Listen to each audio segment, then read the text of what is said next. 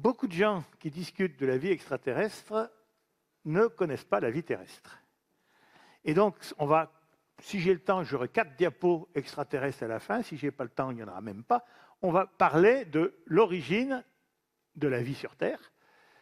Et depuis une dizaine d'années, il y a pas mal de résultats nouveaux. C'est ce que je vais essayer de vous montrer. Alors, avant, on cherchait l'origine de la vie dans des livres. Et on pourra même mettre dans le livre avec un L majuscule. Et comme je suis auvergnat et un peu chauvin, une des plus belles Bibles illustrées qui présente la Genèse, qui est la Bible de Souvigny, qui est de la fin du XIIe siècle, qui est conservée à Moulins, préfecture de l'Allier, en Auvergne. Donc voici cette magnifique Bible, et voici un détail des 5e et 6e jours de la création. C'est pour la beauté de la chose, parce qu'au point de vue exactitude scientifique, ça ne porte pas tellement de renseignements. En particulier, il y a une grosse erreur de monsieur qui a écrit le livre, qui me fait douter qu'il était en prise directe avec Dieu, parce que Dieu ne se trompe jamais.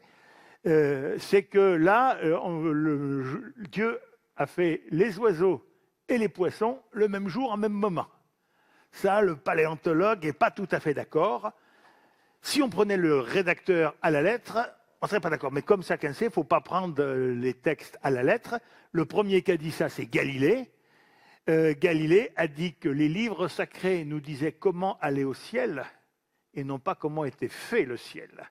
Donc la Bible n'est pas un livre d'histoire naturelle. Et cette question d'origine de la vie est devenue un problème scientifique, en particulier quand Pasteur a démontré que la génération spontanée n'existait pas. Avant, on mettait un bout de fromage, il apparaissait spontanément des asticots. Pasteur a démontré que la génération spontanée n'existait pas, donc il a fallu une origine à la vie. Et si on disait que ce n'était pas forcément Dieu avec un claquement de doigts, il fallait la trouver.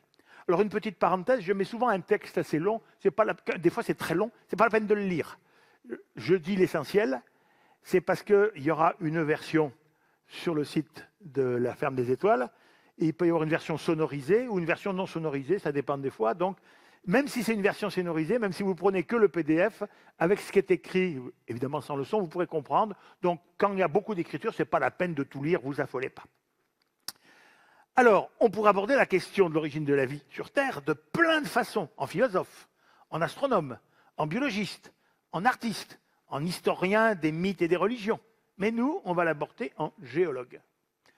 Donc, voilà, un géologue, c'est un monsieur qui, entre autres, il ne fait pas que ça, hein, casse des cailloux. Mais il ne fait vraiment pas que ça. Alors, les géologues étudient la vie ancienne avec des fossiles. Alors, des fossiles, tout le monde, j'espère, en a vu, mais voici une plage en Angleterre. Ce n'est pas n'importe où, hein, mais vous voyez, sur cette dalle de rocher, il y a 1, 2, 3, une quinzaine d'ammonites, c'est assez extraordinaire. Vous marchez sur les ammonites, qui ne sont pas très vieilles, elles n'ont que 200 millions d'années. Ce n'est pas très vieux, mais c'est en étudiant ce genre de choses qu'on va avoir des éléments sur l'origine de la vie. Alors, ces conférences de début d'après-midi, ça s'appelle des fois des sujets insolites. Donc, vous regardez le fascicule. Alors, avant de parler directement de l'origine de la vie, je vais vous montrer des fossiles insolites qui sont un peu hors sujet, parce que c'est des fossiles relativement récents, ils ont moins d'1 milliard d'années. Mais je vais vous montrer des fossiles insolites que sans doute bien peu d'entre vous ont déjà vu ou même pensent que ça existe. Alors déjà, je ne sais pas si les gens savaient qu'il pouvait y avoir autant d'ammonites que ça, puis d'ammonites de belle taille, sur une dalle. On peut fossiliser des arbres, des fleurs. Regardez cette fleur, 5 pétales, on voit les étamines. Ça, c'est 60 millions d'années, c'est l'Auvergne. On peut fossiliser des libellules. Et regardez le détail, 150 millions d'années quand même, c'est une libellule contemporaine de Jurassic Park. Regardez le détail des ailes de libellule, c'est extraordinaire de voir ça. On peut fossiliser des trilobites, qui sont des arthropodes, et ces trilobites, ils ont des yeux, et c'est des yeux à facettes, comme les langoustines ou les mouches. Et ici, regardez, là vous avez un œil de mouche, et là vous avez un œil de trilobite qui a 500 millions d'années. Et c'est quand même pas mal de voir que du fond de cet œil, 500 millions d'années nous contemplent. C'est mieux que Bonaparte avec ses 4000 ans du haut des pyramides. Hein. On peut fossiliser des embryons. Là, vous avez des embryons de 600 millions d'années. On peut fossiliser des bactéries. Alors, plus les fossiles sont petits et délicats, moins les fossiles sont courants. Autant les fossiles des ammonites, c'est un banal accompli. Les fossiles de bactéries, il y en a beaucoup moins, et surtout, c'est beaucoup moins visible. Quand on se promène, on voit assez peu de fossiles de bactéries. Enfin, moi, je n'ai pas les yeux qui permettent de le voir.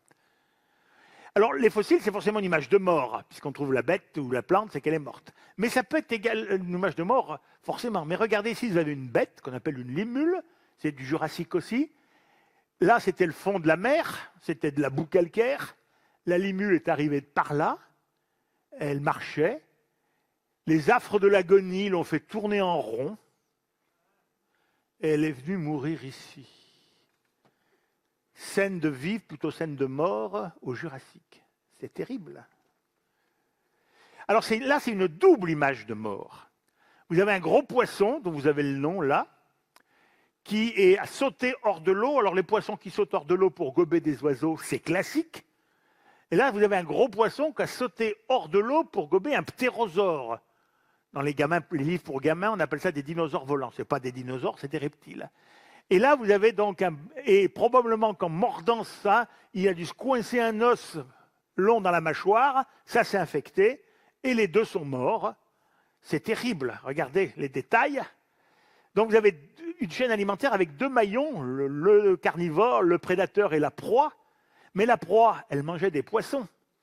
Et si on regarde dans le jabot du ptérosaure, c'est fait ici, on regarde bien, on voit là une colonne vertébrale et des arêtes de poissons.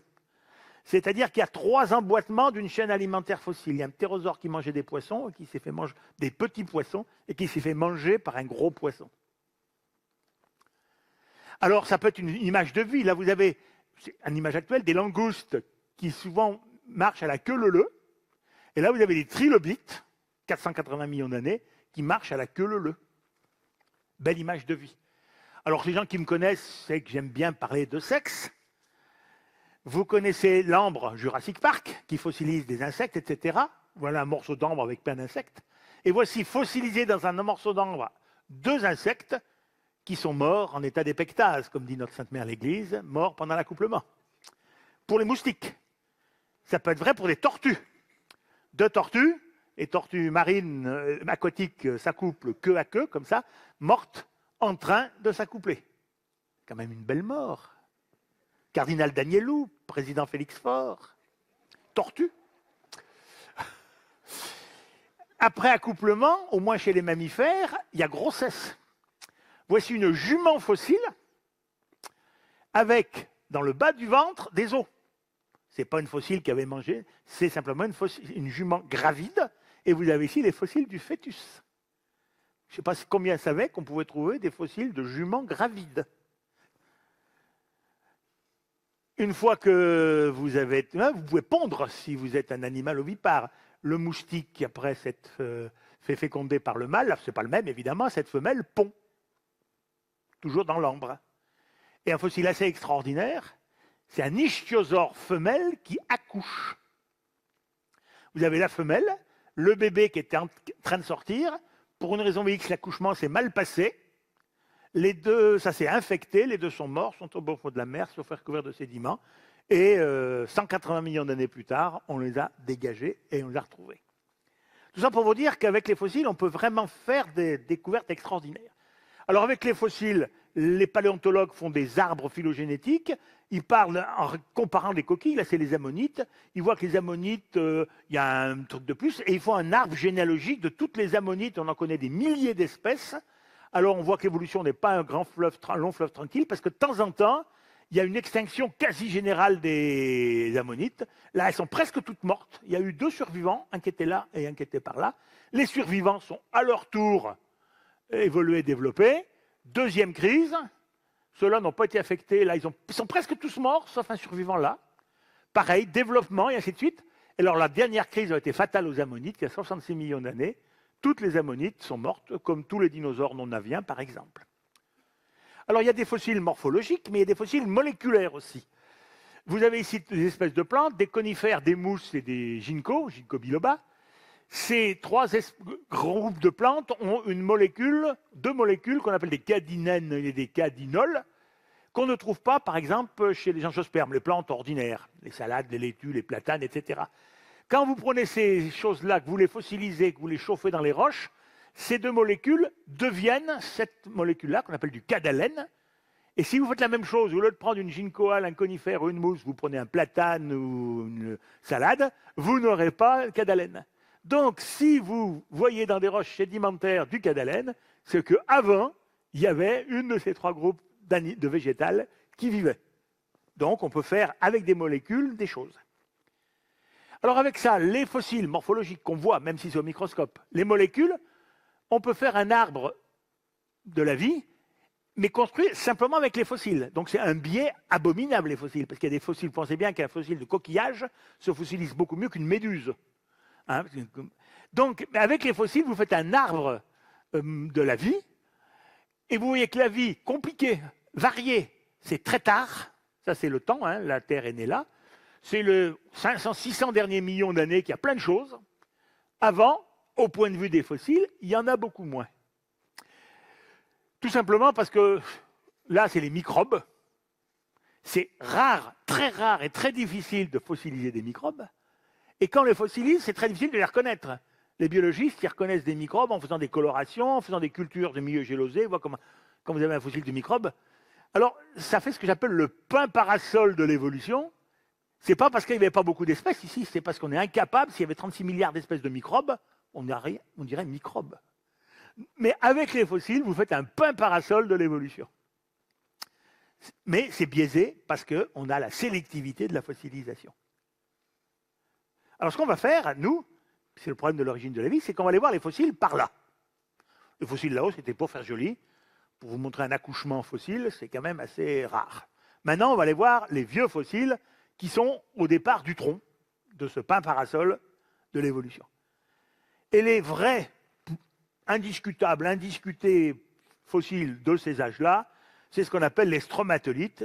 C'est des roches calcaires laminées qui sont formées par des dépôts successifs de micro-couches de calcaire déposées par, pour simplifier, des unicellulaires, 3 fois sur 4 des bactéries, 1 fois sur 4 des unicellulaires qui ne sont pas des bactéries. Et ça fait des couches comme ça. C'est le fantasme de ceux qui sont, par exemple, sur la mission Persévérance. Si en arrivant sur un gisement, ils voient ça, alors là, il y aura des crises cardiaques. Hein. C'est comme ce matin, celui qui nous a montré la petite tache à côté de la galaxie. Si on voit ça sur Mars, alors ça, c'est des grosses. Celles-là, elles n'ont que 3 milliards d'années, c'est pas très vieux, c'est vraiment au début de l'âme, on va aller plus loin. Alors, les stromatolites, c'est pas des êtres vivants, c'est des colonies de bactéries, pour simplifier. Donc, c'est des fossiles de colonies de bactéries. Ça vit depuis 4 milliards et demi d'années, même avant, et ça vit encore aujourd'hui. Donc, c'est pas avec ça qu'on va dater. Ça vit partout. Beaucoup de gens pensent que c'est rarissime, il y en avait dans le temps, etc. Ils pensent qu'il n'y en a qu'en Australie, dans une baie qu'on appelle la baie des requins, Shark Bay. Ça, c'est en Australie, mais ce n'est pas la baie des requins du tout, c'est un lac. Tout ça, c'est des stromatolites. Et si vous voulez voir des stromatolites, ben vous allez, par exemple, dans le vivant, j'entends dans le Jura, dans le Tarn-et-Garonne, il y en a plein. Il suffit de savoir où aller, vous en voyez. Mais que vous tapez stromatolite sur Google, copier-coller, c'est quand même une des plaies avec les réseaux dits asociaux du monde moderne, c'est qu'il y a un bel exemple en Australie dans la baie des requins, tout le monde prend pour le même, sans savoir qu'il y en a par exemple dans le Tarn-et-Garonne, c'est un charmant endroit, c'est joli, allez dans le Tarn-et-Garonne, voir des stromatolites vivants.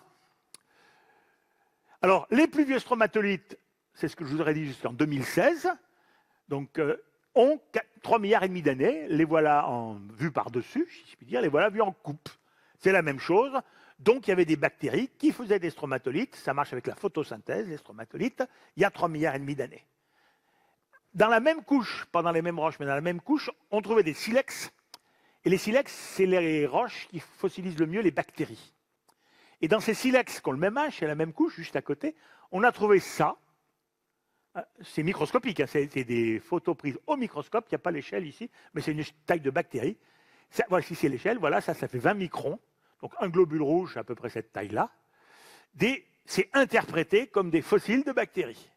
Alors, on discute encore beaucoup, mais il y a un relatif consensus. Ça, c'était 2016.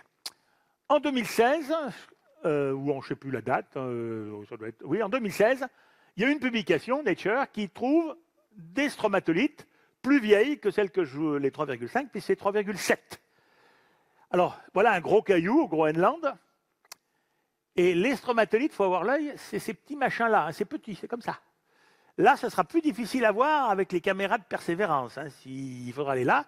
Puis si vous voyez ça, il faudra vous approcher. Et vous voyez ces détails-là. Là, vous avez l'interprétation. Vous avez des stromatolites, donc, qui sont là, quelques centimètres.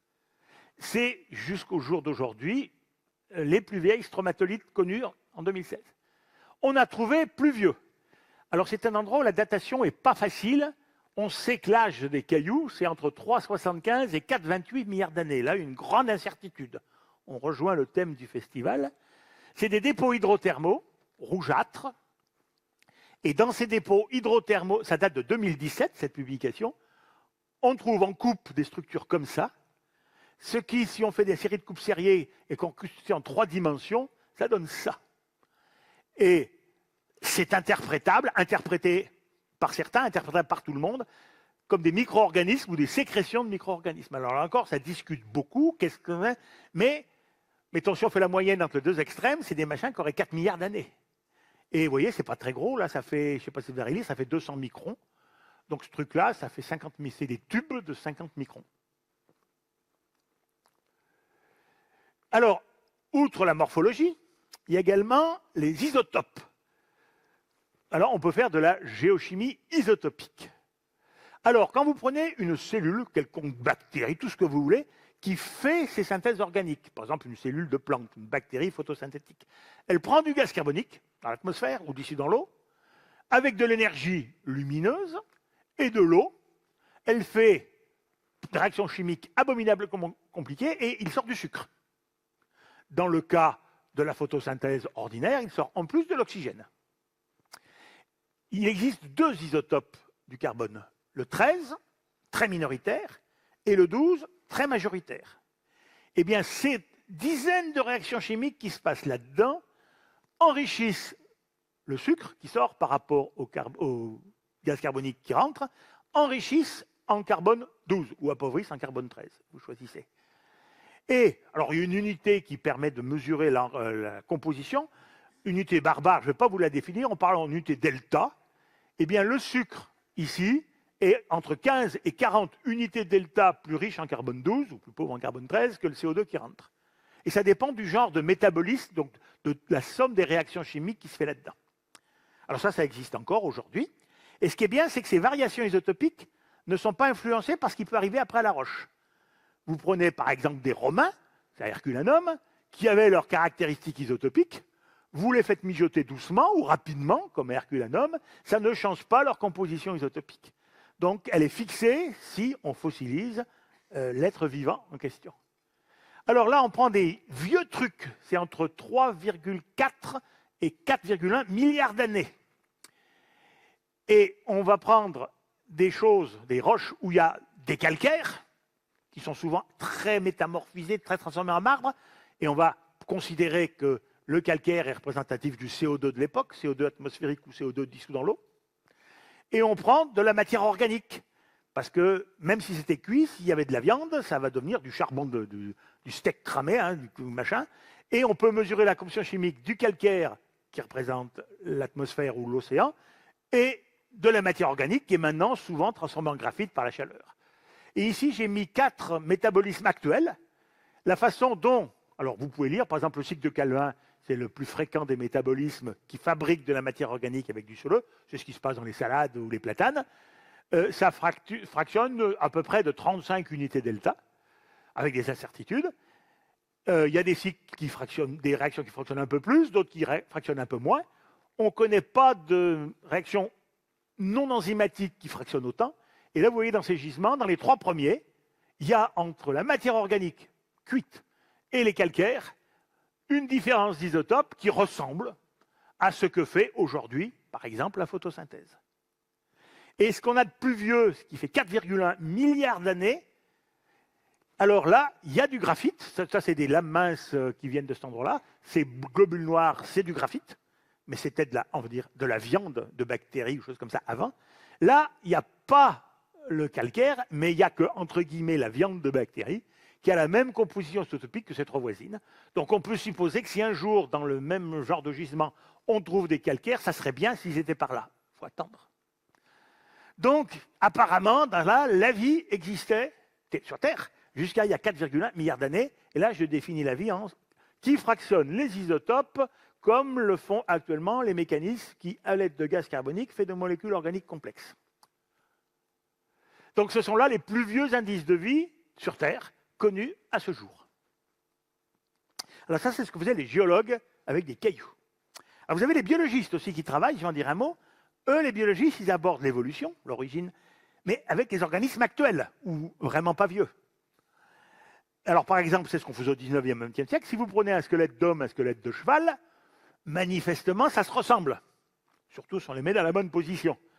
Si ça se ressemble, on en conclut, c'est Darwin qui a conclu ça la première fois, que probablement cheval et homme sont des cousins, lointains, qui descendent d'ancêtres communs, comme deux cousins issus de germains descendent d'arrière-grands-parents communs. Homme et cheval descendent d'ancêtres communs qui vivaient il y a des millions d'années.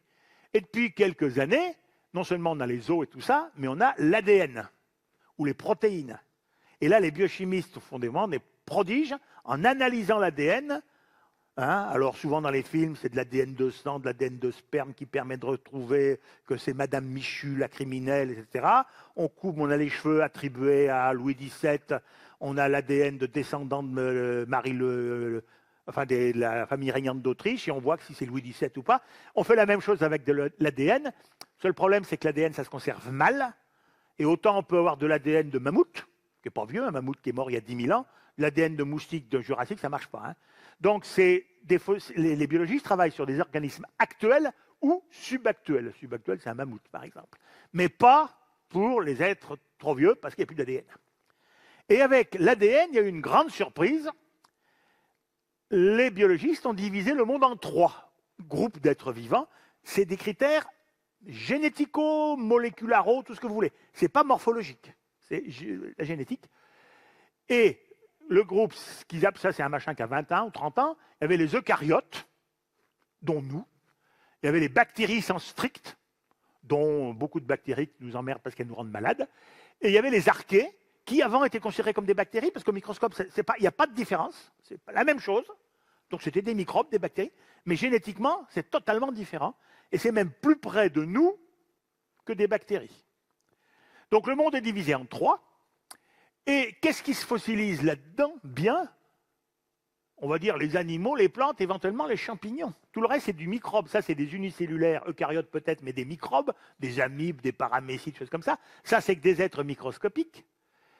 Et vous voyez que ce qui se fossilise, il y a un gros biais, c'est vraiment rien du tout par rapport à la diversité de la vie. Alors, les gens qui ont fait ce dessin-là, il y a un certain temps, ils étaient encore anthropocentriques, ils n'avaient pas fait leur révolution copernicienne. Ils ont mis les animaux, c'est-à-dire nous, en haut.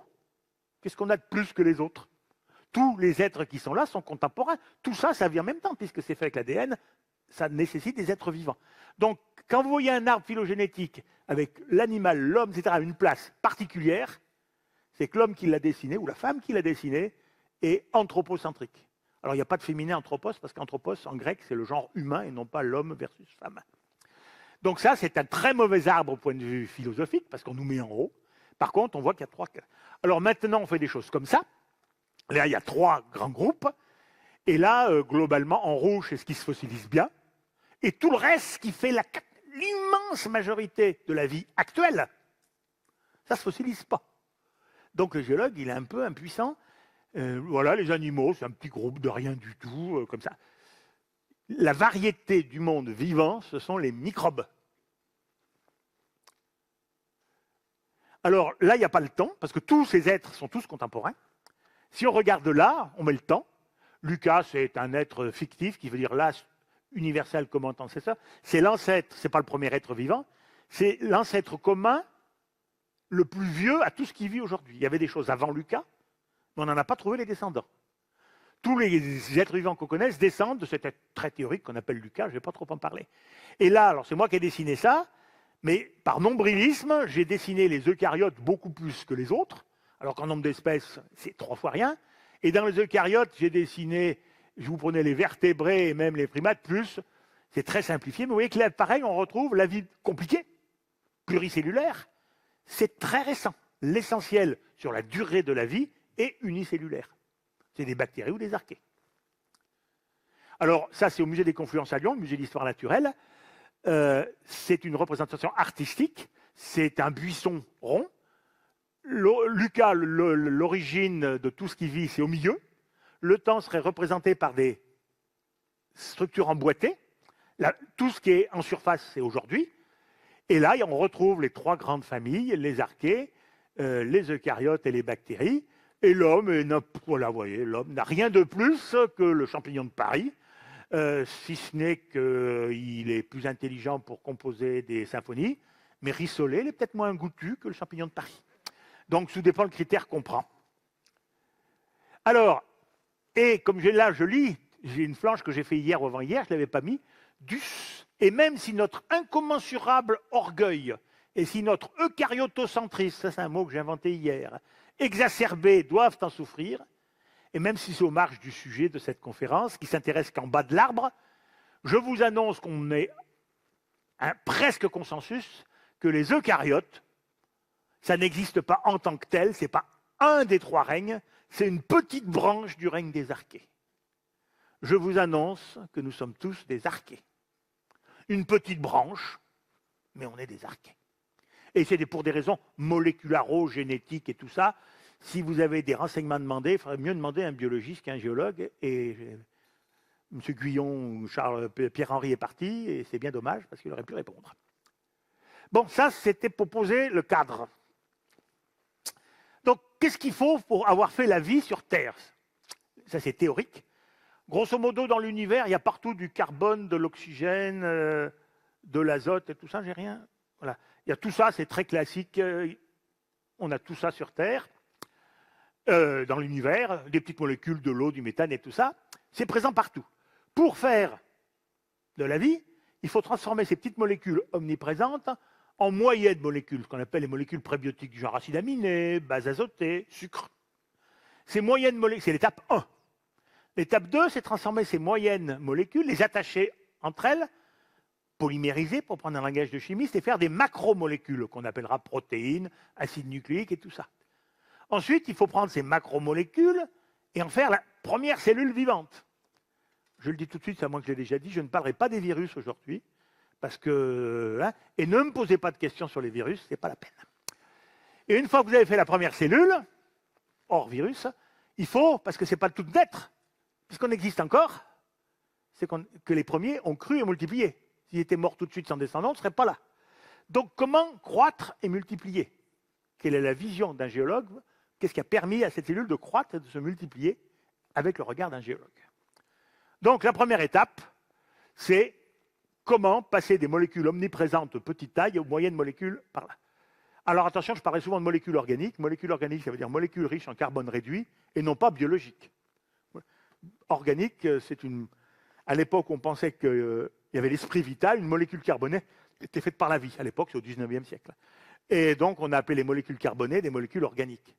Jusqu'au jour où on a pu faire des molécules. La première qui a été synthétisée, c'est l'urée. Avant, pour extraire de l'urée, on pissait, et on extrayait l'urée de l'urine. Et quelqu'un, un jour, Friedrich Fowler, un Allemand, a fait de l'urée avec de l'isocyanate de potassium et je ne sais pas quoi.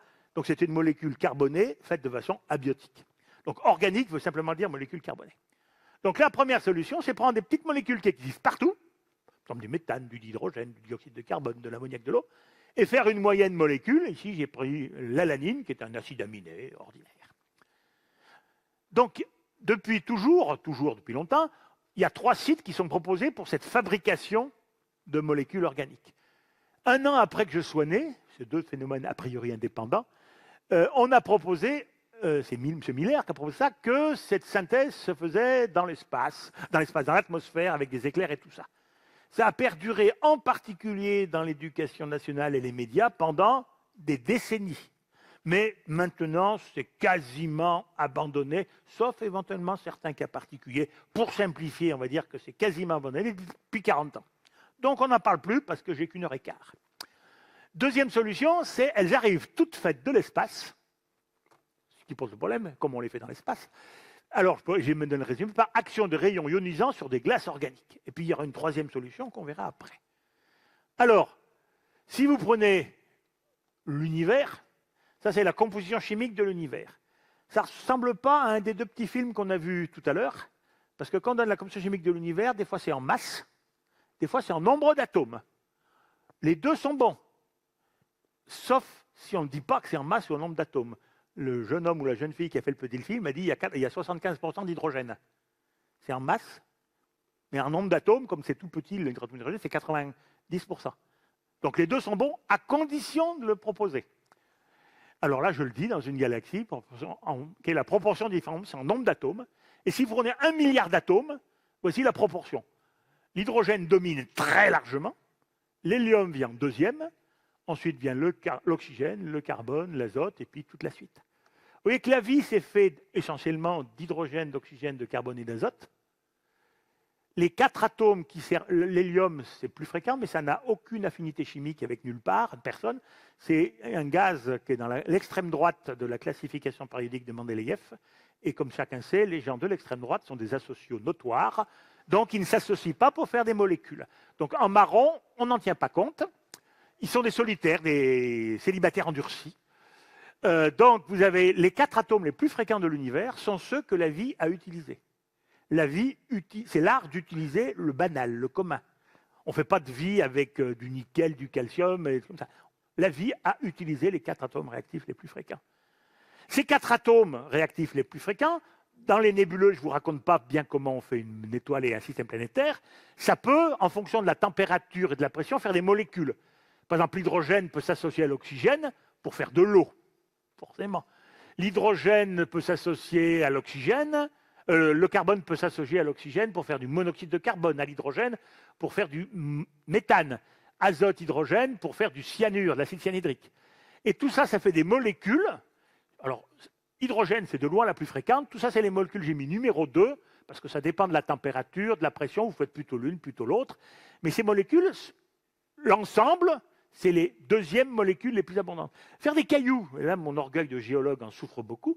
Faire des cailloux, il faut prendre du magnésium, du silicium, du fer, je ne sais pas quoi. Ça vient qu'en troisième. Il y a beaucoup plus dans l'univers de molécules organiques que de molécules de cailloux. C'est triste, hein? Alors, donc théoriquement, il doit y avoir plein de molécules dans tous ces nuages interstellaires. Et avec les radiotélescopes, voici, c'est un diagramme qui a une dizaine d'années déjà, la liste des molécules en fonction du nombre d'atomes. Ça, c'est les molécules, il y a 2 atomes, 3 atomes. Vous voyez que l'hélium ou l'argon, ça ne fait pas des molécules, puisque ça pourrait faire qu'un atome. La liste des molécules qu'on avait trouvées à l'époque grâce au radiotélescope. J'en ai entouré quelques-unes. Je vais en dire 2. Une avec un point d'interrogation, j'ai agrandi. Parce qu'on avait cru trouver la glycine, qui était un acide aminé. On était à la limite de la résolution signal sur bruit. Maintenant, il y a un consensus pour dire que non, c'était du bruit, ce qu'on a trouvé. Il y avait déjà le point d'interrogation que j'avais mis à l'époque, et là, il y a un point d'interrogation, même je pourrais l'enlever et le barrer. Et puis j'ai mis quelques autres molécules. Par exemple, j'ai mis le poison des espions, vous savez, la pastille que vous prenez pour ne pas avouer. Et puis j'ai mis l'alcool éthylique ici, quand même, il y a beaucoup d'alcool éthylique dans l'univers. Comme je dis souvent, je ne sais pas si Dieu existe, mais s'il existe, il n'a pas pu interdire l'alcool, peut-être l'abus d'alcool, mais pas l'alcool, vu la quantité qu'il a fait dans l'univers. Manifestement, Dieu aime l'alcool. Alors, quand dans une nébuleuse, qu'est-ce qui doit se passer? Une nébuleuse, c'est ça. Vous avez tous vu ces photos. Par là, il fait chaud, par là, il fait tiède, par là, il fait froid. Et par exemple, quand il fait froid, vous avez des grains de silicate entourés d'un manchon de glace, glace avec un S, parce que c'est essentiellement de la glace d'eau, mais ça peut être de la glace de monoxyde de carbone, de la glace de méthane, etc. Et dans un Pour la science de 1999, ce n'est pas de toute première fraîcheur, ça fait 22 ans, si vous irradiez ces glaces avec des rayonnements ultraviolets, des rayons cosmiques énergétiques, vous prenez ces relativement petites molécules, et ça en fait des plus grosses. Donc c'est des réacteurs chimiques qui se font en état solide. Alors, théoriquement, quand il fait chaud, donc vous avez des poussières, avec des silicates et ou de la glace. S'il fait chaud, il n'y a pas de glace. Donc là, si vous avez des poussières, ça sera que des silicates. S'il fait froid, vous aurez des poussières avec des silicates et de la glace. Qu'est-ce qui reste s'il fait vraiment très froid? Je ne sais pas, moins 200 degrés par exemple. Qu'est-ce qui restera de gazeux? Je vous rappelle les molécules théoriques qu'on a. Dans tout ça, qu'est-ce qui sera encore gazeux à moins 200 degrés? le méthane, le CO2, tout ça, et ce sera l'hydrogène et l'hélium. Donc, ici, vous auriez que de l'hydrogène et de l'hélium gazeux et plein de poussières qui seraient sous forme des poussières d'eau, on appelle ça du givre, des poussières organiques, du givre d'ammoniac, des poussières de silicate, du fer, etc., etc. Là, tout est gazeux, sauf le silicate et le fer. Mettons qu'il fasse 200 degrés, évidemment, la vapeur d'eau, l'eau, c'est sous forme de vapeur. Et entre les deux, c'est entre les deux. Alors, on peut faire des simulations, des modèles, vous établissez des équilibres chimiques. Vous connaissez la composition chimique de l'ensemble, vous connaissez la pression, la température, et vous modélisez ce qu'il doit y avoir comme poussière. Là où il fait chaud, les poussières, ça c'est 1 part de fer et 3 parts de silicate, anhydre. Et là où il fait froid, vous avez 1 part de fer, 3 parts de silicate, les mêmes, mais 6 parts de glace, avec un S à glace. Dans l'ordre, ça dépend des températures, on va dire H2O, CO, CO2, molécules organiques et tout ça. Et les planètes se sont faits avec leur rassemblement de ça. Donc, théoriquement, il doit y avoir beaucoup de matière organique dans le système solaire externe, beaucoup moins dans le système solaire interne, dans les poussières et dans les planètes qui se sont faites. Alors ça, c'est la théorie. Il faut aller voir si c'est vrai. Alors, on va voir. Et on a 2 faux témoins qui viennent d'au-delà de la Terre, pas trop loin, c'est la ceinture des astéroïdes, alors pas trop loin, c'est intermédiaire, vous devez avoir 1 part de fer légèrement oxydé, 3 parts de silicate hydraté, peut-être un tout petit peu de matière organique. La ceinture des astéroïdes permet d'échantillonner juste ce qu'il y a derrière Mars. Les comètes, on va le voir, permettent d'échantillonner ce qu'il y a beaucoup plus loin. Alors, un astéroïde, on a eu une conférence de Brigitte il n'y a pas longtemps, voilà, Itokawa, 540 mètres de diamètre, photographié en 2005, mission Hayabusa 1. Et comment on fait un astéroïde comme ça? Globalement, vous aviez un astéroïde, je ne sais pas à quoi il ressemblait, il y a eu une collision, il s'est fait casser, la majorité, enfin une bonne partie des débris s'est rassemblée pour faire l'astéroïde actuel, qui est un tas de cailloux, de débris, et il y a plein de débris qui sont partis. Et ces débris qui sont partis, si leur orbite croise l'orbite de la Terre, ça nous tombe dessus, ça fait une météorite. Donc les météorites, c'est des échantillonnages d'astéroïdes. Alors voici des échantillonnages d'astéroïdes, c'est des météorites. Et il se trouve que, quelques pourcents des météorites, qu'on appelle les chondrites carbonées, contiennent jusqu'à 5% de carbone en poids, en masse. Ce 5% de carbone, il est majoritairement sous forme de grosses molécules insolubles, une petite proportion sous forme de petites molécules solubles, soit dans l'eau, soit dans d'autres solvants.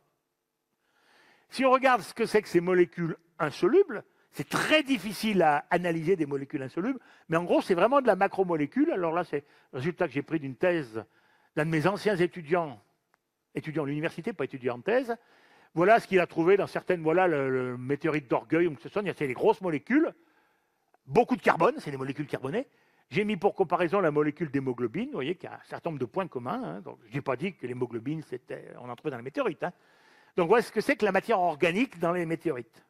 Les grosses molécules insolubles.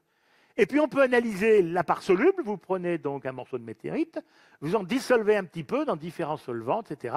Et vous analysez ce qu'on trouve. Alors sous forme de camembert, voilà ce que ça donne. Hein. Il y a des molécules solubles, alors du haut en bas, vous avez des hydrocarbures, etc. Et il y a à peu près ça fait à peu près un 1/6. C'est des acides aminés ou des hétérocyclatés, des bases azotées, hein, par exemple guanine, cytosine. Il y a un petit pourcentage, mais pas négligeable, hein, si on augmentait nos retraites de tout ça, on serait content, un petit pourcentage de molécules à intérêt biologique certain dans les chondrites carbonées.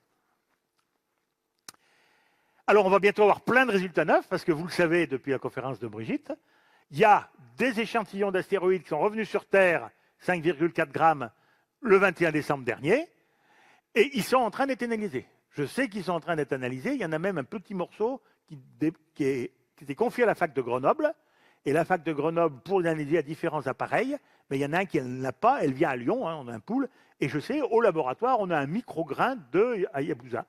Et voilà à quoi ça ressemble, c'est tout noir, c'est pas beau, et pour l'instant, rien n'est publié sur la composition chimique de ces machins, donc, même ce que je sais, je ne vous le dirai pas. Et puis il y a les comètes, qui viennent de beaucoup plus loin, et qu'est-ce que c'est qu'une comète? C'est un bloc, pour simplifier, de glace très sale, Quand il est très loin, il est au frais, il ne bouge pas. Et dès qu'il s'approche du Soleil, si son orbite est très elliptique, quand il est près du Soleil, il se sublime, il se dégaze, de la vapeur d'eau s'échappe, alors elle s'échappe sur la face éclairée, donc elle s'échappe vers le Soleil, mais le vent solaire dévie les gaz et les poussières à l'arrière, et ça forme une queue. La queue de la comète n'indique absolument pas le sens du mouvement de la comète, contrairement à ce que beaucoup de gens croient. Ça indique simplement l'opposé du Soleil. Les Grecs avaient remarqué que la queue de la comète est toujours à l'opposé du Soleil. Ce n'est pas comme la chevelure d'une athlète grecque qui courait les cheveux au vent avec la chevelure à l'opposé de son mouvement. Alors là, quand même, vous avez tous vu l'an dernier la comète Neowise. Tous les matins, en 10 et 15 juillet, quand je me réveillais au lever du soleil, j'avais, par ma fenêtre de chambre à Lyon, vous voyez le tour de la Part-Dieu, la comète Neowise qui me faisait coucou tous les matins. C'était quand même assez extraordinaire. C'est une photo prise avec mon appareil photo tout bête, j'ai pas de télescope, j'ai rien, mais c'était beau quand même. Quand on analyse spectralement depuis le sol ce qui se passe comme gaz dans la queue de la comète, il y a plein de molécules organiques que j'ai mis ici en rouge. Mais par ces techniques-là, on a du mal à analyser des grosses molécules.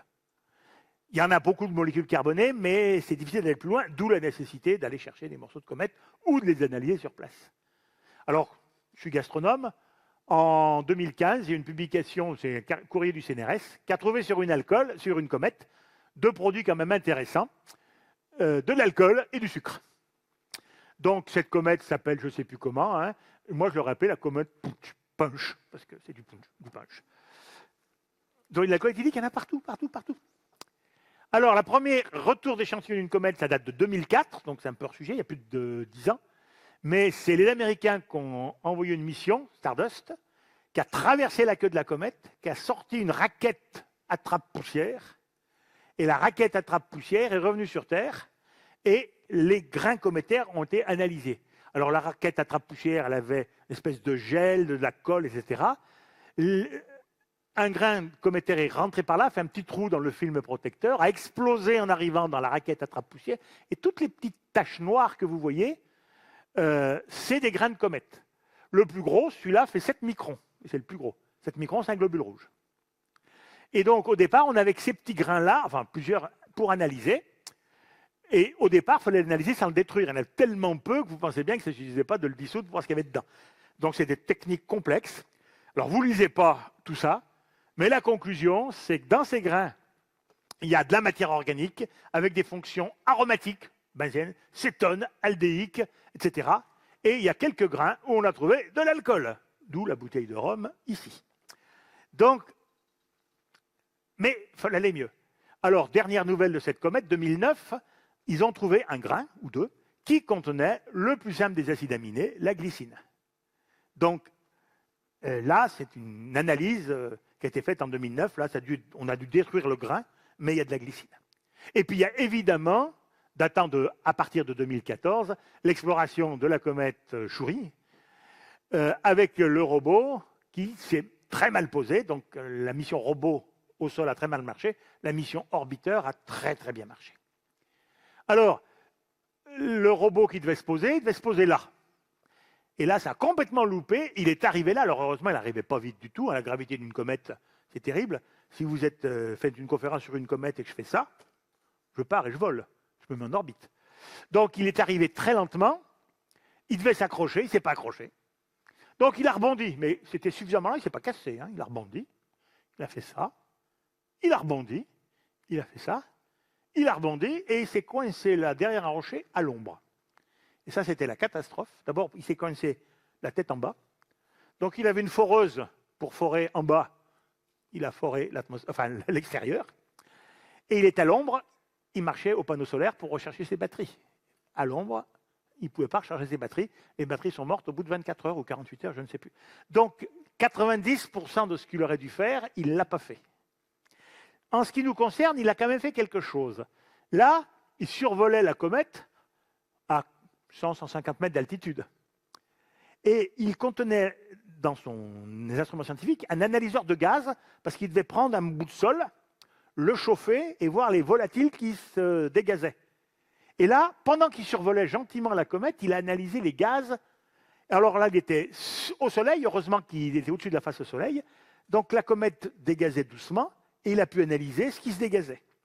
Et voici le résultat, c'est un spectre. Vous voyez qu'il y a plein de raies spectrales. C'est un spectre de masse. Et si vous convertissez tout ça en liste de molécules, voilà ce que ça donne. Il a pu trouver que la comète dégazait ça. Quand même pas mal. Donc on voit quand même des molécules assez grosses. Mais c'était des molécules volatiles, puisque c'était ce qui se dégazait au Soleil. Normalement, c'est ce qui aurait dû se dégazer si on avait pris du sol de la comète et qu'on l'avait chauffé. Donc des molécules, par exemple une protéine, là-dedans, c'est évidemment une protéine, ça ne se dégaze pas. Mais il y a des molécules organiques. Et en 2016, la NASA a indiqué que dans les molécules, non pas vues par l'atterrisseur qui survolait, mais par l'orbiteur qui tournait autour de la comète, elle a réussi à découvrir de la glycine, qui est le plus simple des acides aminés. Mais ça peut être que des petites molécules, puisque c'est des volatiles. Sinon, il y a une autre expérience. Il y avait plein de poussière qui sortait de la comète. Alors là, vous avez des vues animées. Chaque trait, c'est un grain de poussière qui passe. Et l'orbiteur avait une plaque d'argent et il attrapait les poussières. Les poussières s'écrasaient. Tout ce que vous voyez là, hein, c'est un grain de poussière. Je ne sais pas, ça se fait un demi-centimètre. C'est un grain de poussière qui a explosé en arrivant sur la sonde, le grain de poussière. Et ces grains de poussière ont été analysés automatiquement. Alors l'analyseur analysait la composition chimique, mais hélas, pas les molécules. Il faut que je me dépêche, moi. À quelle heure j'ai commencé? 3h10 à peu près. Oula. Donc, voici la composition chimique des molécules en nombre d'atomes. Il ne pouvait pas dire quelle était la fonction. Mais si vous prenez en masse, on va regarder que ça, il y a 45% des molécules sont des molécules carbonées et 55% qui sont des molécules minérales. Les grains de comète sont très riches en matière organique. Donc vous voyez que des molécules organiques, il y en a dans les météorites, il y en a dans les comètes. Alors attention, il y a des gens qui disent que la vie arrive de l'espace. Ce n'est pas de la vie qu'on a vu, c'est des molécules. D'aucuns parlent de panspermie, ce qui veut dire tout grec, et spermos, le germe. La panspermie, ce que je viens de vous dire, ce n'est pas la panspermie. Ça serait ça, la panspermie. Alors, troisième solution, c'est que ces molécules soient fabriquées dans l'océan. Parce qu'effectivement, en théorie, si vous prenez, il y a des réactions chimiques, quand vous avez des roches chaudes et de l'eau, on peut faire des molécules organiques. Alors, vous prenez le minéral le plus fréquent du monde, ça fait 85% du volume de la Terre. Alors, il n'est pas toujours cette phase-là, il n'est pas si fréquent que ça en surface. Mais en volume, pour la masse de la Terre, c'est 85% du volume de la Terre. Olivine. Prenez de l'eau. L'olivine contient du fer. Pas majoritairement, mais c'est du fer de plus pour les gens qui font de la chimie. Si vous prenez de l'eau, de l'olivine qui contient du fer de plus, ça va former du fer 3+, de la brucite, de la serpentine, et de l'hydrogène H2. Il y a quelqu'un qui nous a dit qu'il pouvait y avoir de l'hydrogène qui sortait du sol il y a 2-3 jours. Alors, ce qui est important ici, c'est la brucite, c'est bien parce que ça rend le milieu basique. Et H2, c'est ça dont j'ai besoin. Parce qu'au même moment, si vous avez de l'H2 et du CO2, eh bien, de façon purement spontanée et minérale, il peut y avoir la réaction 4 hydrogènes plus 1 CO2 donne 1 CH4 du méthane plus 2 O. C'est des réactions qu'on appelle de Fischer-Tropsch dans le monde entier et qu'on appelle de Sabatier à Toulouse. Parce que voilà, à Toulouse, Sabatier, c'est le nom de l'université de Toulouse. Alors, pour vous montrer que c'est vrai, ça, ici, on est sur une montagne très riche en olivine, il y a du calcaire à côté, il y a des eaux qui circulent là-dedans, et les eaux réagissent, ça fait du méthane, ça sort par des trous du sol, vous craquez une allumette, et il y a du pétrole, le gaz qui brûle. Ce n'est pas du pétrole, du gaz origine pétrolière, on est sur de la péridotite. Alors ça se trouve là, je suis quand même géologue, ça doit être assez triste en ce moment, parce que, outre qu'il y a un président turc qui n'est pas sympa, c'est la région qui a le plus brûlé, là, en Turquie. Donc je ne sais pas ce qui reste de ce coin-là. Alors j'ai toujours entendu dire qu'il accusait plein de choses. Le président a accusé les Kurdes pour faire brûler les forêts. Je ne sais pas s'il sait qu'il y avait des flammes naturelles dans ces forêts. Bon, je ne pense pas que le président turc ait une certaine culture, ça c'est peut-être trop lui demander. Donc c'est là que ça se passe. Là, vous avez une montagne de péridotite, pour les géologues, c'est une isophilite. Là, vous avez des carbonates, c'est des calcaires et de dolomites permotrias. Et cette petite tache blanche que vous avez là, eh bien c'est ça. Là, je suis avec un groupe de profs en voyage géologique. Alors rassurez-vous, c'est à leurs frais, le voyage géologique. Ce n'est pas avec vos impôts qu'on amène des profs en Turquie. L'éducation nationale ne fait pas ça. Et on voit que la tache blanche, c'est ça, ça brûle. Voilà, c'est quand même beau. et il sort du méthane, de l'hydrogène, et il y a des molécules C2, et ça va jusqu'en C6. Donc la réaction la plus simple, ça va jusqu'au méthane, mais là, ça va jusqu'en C6. Et alors ça se fait beaucoup plus fréquent sous la mer, parce que l'olivine cafleur sous la mer, c'est très fréquent. Mais évidemment, ça ne brûle pas sous la mer. Mais ici, vous avez des gaz dissous dans l'eau qui sortent. Il y a 45% d'hydrogène, 6% de méthane, 43%. Donc la réaction CO2 plus hydrogène n'est pas complète, mais on a commencé à faire des molécules organiques, à savoir du méthane. Bon. Alors les molécules qu'il faut faire pour faire la vie, j'ai mis les formules, c'est les acides aminés, la thymine, et en fait, c'est ce genre de réaction. Si, en plus de l'eau et du CO2, il y a des bons catalyseurs, et la magnétite est un bon catalyseur, or, ça en fait. Et s'il y a des produits azotés, par exemple de l'azote atmosphérique, de l'ammoniac, si le pH est neutre ou basique, il ne faut surtout pas qu'il soit acide, alors vous pouvez faire des choses plus compliquées que du méthane, par exemple, en théorie, des acides aminés ou des bases azotées. En théorie.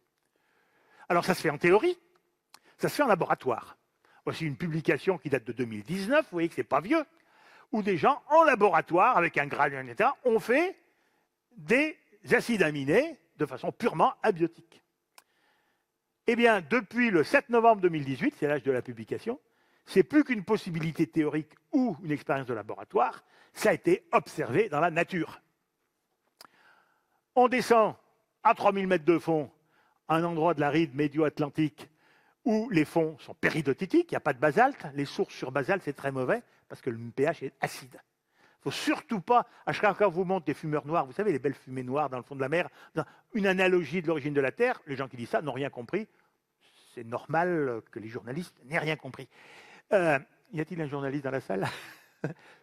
Qu'est-ce que je voulais dire? Donc, sur fond péridotitique, donc ça permet le pH d'être non acide. Il y a des gens qui ont fait des forages, et on est sous 3000 mètres d'eau, ils ont fait une carotte, et à 173 mètres sous le fond de la mer, dans des sources inactives à ce moment-là, voici la roche et la serpentine. Vous faites des lames minces, vous trouvez des minéraux, vous cherchez dans les endroits argilo-serpentineux, vous faites de la fluorescence et de la haute technologie. Il faut prendre des faisceaux ultra fins de rayons X courts, et vous avez de la fluorescence, et la fluorescence dans l'ultraviolet quand même, de les molécules, telle ou telle molécule organique a un certain spectre de fluorescence. Et là, c'est une des expériences où ils ont trouvé donc ce spectre de fluorescence dans lequel un certain nombre de raies, ils ont mis 3 noms, l'indole, le scatol et, là ils l'ont pas mis, ils l'ont mis dans la légende, le tryptophane qui est un acide aminé hétérocyclique.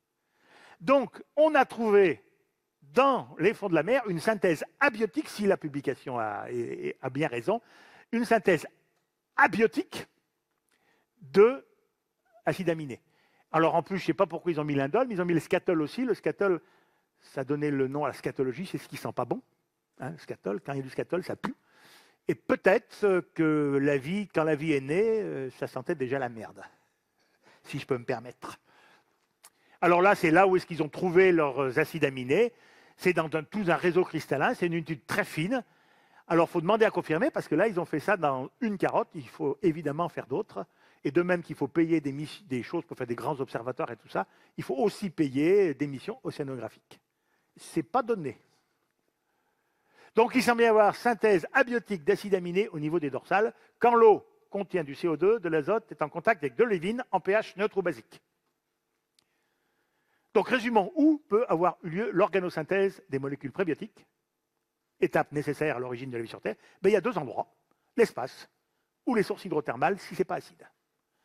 Ou dans les deux à la fois, hein, je ne tranche pas pour l'instant. Étape 2 et 3, ça va aller vite.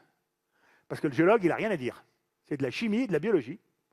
La seule chose qu'il peut dire, c'est que certaines... Alors, donc, c'est prendre des molécules moyennes, comme les bases azotées, le sucre ou l'acide phosphorique, et les associer, par exemple, pour faire une molécule d'ARN ou d'ADN. Là, c'est de la chimie, et si possible que ces molécules, certaines au moins, aient des propriétés d'autoréplication. C'est de la chimie. Le géologue, il n'a pas grand-chose à dire, si ce n'est, c'est de la chimie, de la biologie.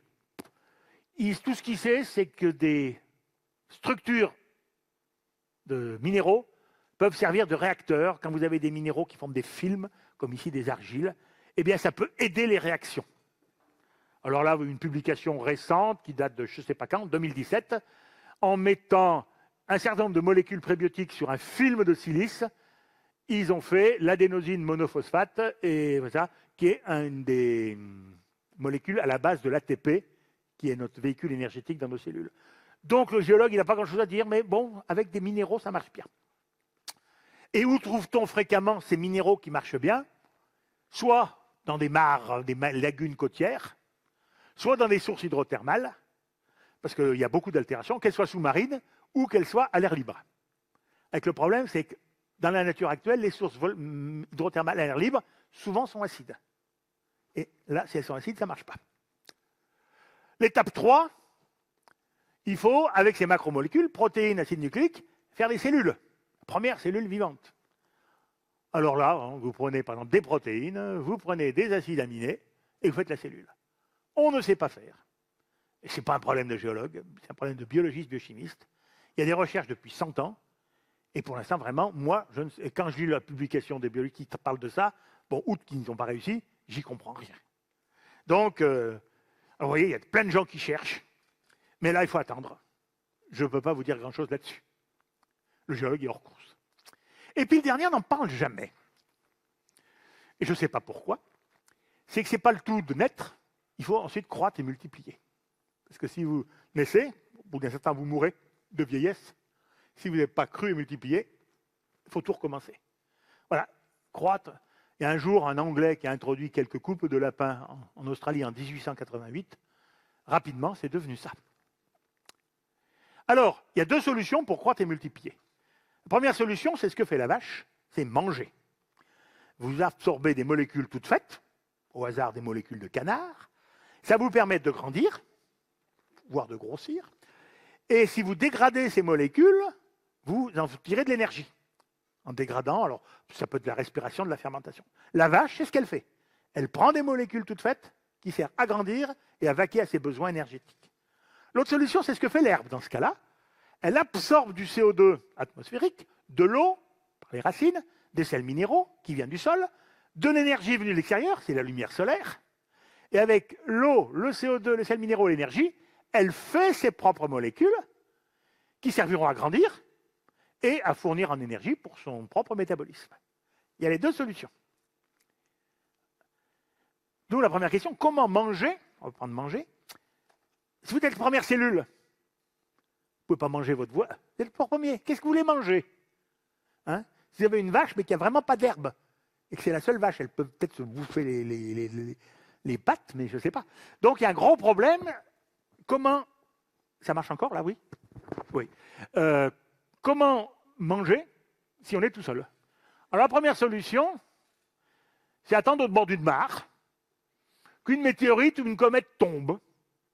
On dit, pourvu qu'elle tombe vite. Ou bien, c'est un peu caractéristique parce qu'il peut tomber une pluie un peu plus continue de poussière. Vous êtes près d'une source hydrothermale, on sait que ça fait des acides aminés, les sources hydrothermales. Eh bien, vous avez qu'à vous mettre là, puis les manger, les acides aminés, puisque ça en fabrique. C'est bon, les acides aminés. Donc, vous voyez, en probabilité, se mettre à côté d'une mare, c'est a priori plus probable qu'on mange qu'attendre qu'il tombe une comète. Ça, c'est manger. Deuxième solution, c'est prendre de l'eau, du CO2, de l'énergie, faire plein de réactions chimiques qu'on appelle la photosynthèse, ça rejette un petit déchet qu'on appelle l'oxygène, et ça fait des molécules complexes qui contiennent entre autres de l'énergie. C'est la photosynthèse. La datation de la première photosynthèse classique est très incertaine, on va dire de 3 à 3,5 milliards d'années, mais on manque de données pour la synthétiser avec précision. Ça, c'est la photosynthèse des livres. Souvent, quand c'est dans les livres, c'est pas ça. Souvent. Il y a un autre type de photosynthèse, je fais le beau, mais il y a 5 ans, j'ignorais même qu'elle existait, parce qu'il n'y a que quelques bactéries qui font ça aujourd'hui. C'est très peu abondant, c'est rien du tout. Ça n'intéresse aucun biologiste. C'est la même chose, de l'eau, du CO2, de l'énergie lumineuse, c'est une photosynthèse, hein, mais vous rajoutez du fer de plus et l'oxygène qui normalement se dégage, au lieu de se dégager, se fixe au fer de plus pour former du fer 3+. On appelle ça la photoferrotrophie. La réaction est la même. Je ne sais pas si j'ai écrit la réaction, là, je n'ai pas écrit la réaction. Mais la réaction de la photosynthèse, c'est CO2 plus H2O donne glucide, plus oxygène. Là, c'est CO2 plus H2O plus FeO donne les glucides, plus un oxyde intermédiaire qu'on appelle la magnétite. Cette photosynthèse un peu spéciale fait de la magnétite. L'oxygène est apparu dans l'atmosphère il y a 2,5 milliards d'années. Les oxydes de fer sont hyper abondants à cette époque-là. Mais avant, il y en a. Les plus vieux oxydes de fer connus ont 3,8 milliards d'années. C'est les fers rubanés, c'est des bifs. Pour les profs de SVT, ils savent ce que c'est que des bifs. Ils sont au Groenland et ils attirent l'aimant. C'est de la magnétite. Donc, probablement que les grosses masses d'oxyde de fer, on va dire près 3, quelques milliards d'années, et qui sont assez abondantes, c'est parce qu'il y avait une photosynthèse qui maintenant est très très marginale, la photoferrotrophie. J'ai mis peut-être, probablement pour l'interrogation, parce que ça se discute beaucoup, mais il n'y a pas beaucoup de gens qui travaillent là-dessus, c'est pas très à la mode. Je ne sais pas pourquoi. Et sur Terre, il y a un deuxième mécanisme, on a vu la photosynthèse, avec ses deux variantes, la classique et la moins classique. Il y a ce qu'on appelle la chimiosynthèse, où vous prenez deux corps, un corps A et un corps B, qui réagissent entre eux pour faire un corps C et un corps D, une réaction chimique quelconque, qui donne de l'énergie. Comme ici, vous aviez de l'énergie lumineuse. Là, c'est de l'énergie chimique. Prenez du dioxyde de carbone, vous prenez de l'eau, et la suite est la même.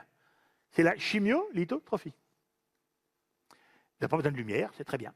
Les bactéries, les archées le font très bien. Les eucaryotes que nous sommes, que nous serions, enfin la branche des eucaryotes est le seul groupe du vivant qui ne sait pas faire ça. On est vraiment nuls, je vous assure. On est eucaryotocentriste, on s'imagine que c'est nous le sommet de la vie. On n'est même pas capable de faire de la chimiolithotrophie. C'est scandaleux. Alors attention, vous avez tous vu des choses comme ça, en disant, regardez, il y a une source d'énergie. Alors il y a des gens qui disent c'est la chaleur de la Terre qui est la source d'énergie, comme si la chaleur était thermodynamiquement capable, avec du gaz carbonique et de l'eau, de faire des sucres. Prenez de l'eau Perrier, chauffez-la. Est-ce que ça la transforme en eau sucrée? Non. Ben, quand on dit c'est la chaleur de la Terre à l'origine de cette énergie-là, c'est aussi con que de dire que chauffer de l'eau Perrier, ça fait de l'eau sucrée. Et les réactions chimiques à la base de cette chimiolithotrophie, c'est de l'hydrogène sulfuré qui sort des sources volcaniques, de l'oxygène dissous, parce que la mer est oxydante maintenant. Il y a de l'oxygène dissous, les poissons, ça respire là-dedans. Et ça donne de l'acide sulfurique, c'est pour ça que ce n'est pas bon pour les synthèses, c'est acide, de l'énergie. Donc, tous ces écosystèmes-là, qu'on monte tout le temps pour montrer les sources hydrothermales, ce n'est pas du tout ce qui se passait il y a 3 milliards d'années, parce qu'il n'y avait pas d'oxygène dissous dans la mer il y a 3 milliards d'années. Donc, c'est une belle analogie stupide. C'est beau, mais c'est stupide. Alors, il y a plein de micro-organismes qui font ça. On a vu la réaction tout à l'heure, hydrogène plus gaz carbonique donne méthane plus eau. Ça se fait spontanément au niveau des sources hydrothermales, en Turquie par exemple. Mais il y a des organismes, des archées, qui le font très bien. Elles absorbent de l'hydrogène, elles absorbent du CO2 dans leur cytoplasme, elles font ça, prennent cette énergie pour faire leur synthèse. Bien, figurez-vous que dans l'estomac des vaches, par exemple, ce serait pareil dans les termites, dans les marécages, vous avez des fermentations qui dégagent de l'hydrogène, vous avez du CO2, il y a des bactéries qui font ça, et qui donnent un sous-produit, le méthane. Et voici pourquoi les vaches rotent du méthane. C'est parce qu'il y a ce métabolisme qui a l'air extraordinaire, comme si tout le monde sait que les vaches rotent du méthane. C'est très classique. Et c'est une réaction qui fournit de l'énergie, qui permet aux bactéries du rumen de la bête de croître et de multiplier. Eh bien, au niveau des sources hydrothermales, il y a des synthèses abiotiques de l'hydrogène, et comme dans l'estomac des vaches, il y a des micro-organismes qui prennent cet hydrogène, qui prennent du CO2, et qui, dans leur cytoplasme, font de l'énergie, et ils en profitent pour croître et multiplier. Donc, si je résume, au niveau des sources hydrothermales profondes ou superficielles, dans un environnement riche en olivine ou en minéral contenant beaucoup de fer, mais pas acide, il y a donc au même endroit et au même moment, premièrement, organosynthèse de molécules prébiotiques. Et ces molécules prébiotiques, elles peuvent avoir deux destins, je me mets il y a 4 milliards d'années. Soit servir à fabriquer des macromolécules, les acides aminés vont se polymériser pour donner des protéines, soit nourrir des cellules qui viennent d'apparaître. On ne peut pas savoir, hein. Elle peut faire ça. Au niveau des sources hydrothermales, il y a des minéraux, serpentine, argile, sulfure, qui facilitent beaucoup la polymérisation des molécules moyennes. Au niveau des sources hydrothermales, il y a des réactions biochimiques, la chimiolithotrophie, voire biophotochimiques, la photoferrotrophie, qui peuvent fournir de l'énergie à des cellules qui viennent d'apparaître. Donc, une cellule qui vient d'apparaître, elle peut faire de l'autotrophie, chimiolithotrophie, ou la prédation, bouffer des molécules qui sortent. Elle a le choix. Tout ce qu'il faut pour que la vie naisse et se développe au niveau des sources hydrothermales. Est-ce que c'est comme ça que c'est arrivé? J'en sais rien. Et quand vous verrez de la serpentine avec un morceau de serpentine, et il n'y en a pas loin dans les Pyrénées, hein, à Lerts par exemple, il y a beaucoup de serpentines, c'est dans l'Ariège. Regardez cette serpentine avec respect. C'est peut-être un équivalent moderne, elle n'a que 80 millions d'années dans ce cas des Pyrénées, du nid où est née notre arrière-grand-mère à tous. Donc regardez la serpentine avec respect. Donc comment est née la vie? Pendant les 600 premiers millions d'années de la Terre, des molécules organiques simples, dites prébiotiques, et acides aminés, bases azotées, sucres, existaient en abondance, venues de l'espace, ou fabriquées au fond des océans ou dans les sources hydrothermales des continents, si elles ne sont pas acides. Abondance d'origine possible ne nuit pas. Avant, je disais abondance de biens ne nuit pas, mais on ne dit plus ça maintenant, hein, comme il faut ménager la planète. Abondance de biens ne nuit pas, si. Mais abondance d'origine possible ne nuit pas. Alors, par contre, la polymérisation, fabrication des macromolécules et la fourniture d'énergie utilisable par des cellules qui viennent de naître semblent quand même plus probables au fond des océans que dans ou des sources continentales, ce sont faciles, que dans des mares côtières en attendant qu'une météorite tombe. Il doit me rester 5 minutes, ça tombe très bien. Pour montrer que l'hydrothermalisme est quand même bien étudié, un papier qui est sorti le 14 juillet 2021. Et nous sommes le 13 août, donc il y a un mois. Le reste de cellules datées de 3,42 milliards d'années, billion, ça veut dire milliard en anglais, sur un fond océanique, dans un environnement hydrothermal de fond océanique. Et là, je ne lis pas la publication, mais ils ont trouvé, on voit les cellules, etc. Alors ça se discute, le papier est tout jeune, je n'ai même pas lu le papier, j'ai fait lire le résumé, parce que je suis en vacances, figurez-vous. Mais c'est vraiment un sujet qui est...